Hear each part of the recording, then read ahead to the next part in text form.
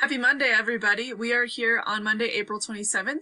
We'll be looking at your directions together for today and then going through some example work, all right? So your objective is I can start to create my project by completing, slides 1 through 3. Here are your directions. You're going to watch the screencast, which you're doing right now, and then we're going to work on slides 1 through 3 together. You have some different things here. You have the screencast and then the sample project that you can always look back to. And then you're going to be working on slides 1 through 3 on Google Classroom. So you're going to have to go back to Google Classroom to open up your slides. When you do, this is what your slideshow will look like. All right, so you can see here that on this side, all of your slides are set up. This is called a template, right, which means that you're going to be filling out different pieces here. And then each slide is numbered on the side, so we're just going to go 1 through 3 today to make it really simple, all right? So now that you've gathered all of your research, we're going to make it into your final presentation here. Anything that's highlighted yellow means that you need to fill that out. So I'm going to show you how to do that here, and then you can follow along with me as you go, all right? So first, this is our introduction slide, so it says type your topic here and then type your name. Okay, so you can see that I've added that. Now, I don't want that to be yellow anymore because I don't need it to be. So I select my text. I'm going to go ahead and do that. Then up here, when I have the highlighter tool, I want transparent because I don't need that to be yellow anymore. Awesome. So slide 1 is done. What's your topic? What's your name?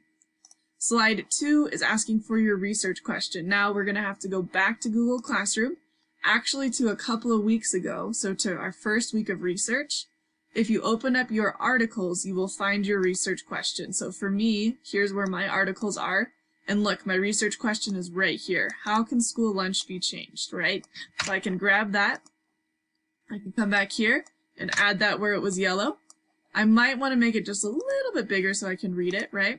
But there we go. Okay, so we got slide 1, intro. Slide 2, my research question. Now, slide 3 is background knowledge. So it's just like we do in our paragraphs in class.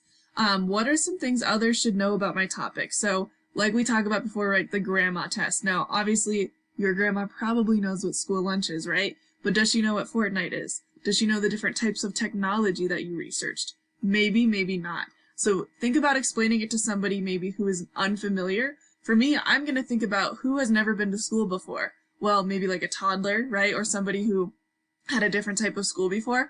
I need to explain to that person, what is school lunch, all right? Okay, so I went in and I filled out some things that if somebody has never once experienced school lunch, I would want them to know these things. So here it says, what are some things people might not know about your topic? Well, 1, schools serve hot lunch every day, meaning it's not just a sandwich, right? You can get something that they made for you. Schools, number 2, give a break to eat and play. So they give kids a break to eat and play in the middle of the day. That rhymes a little bit.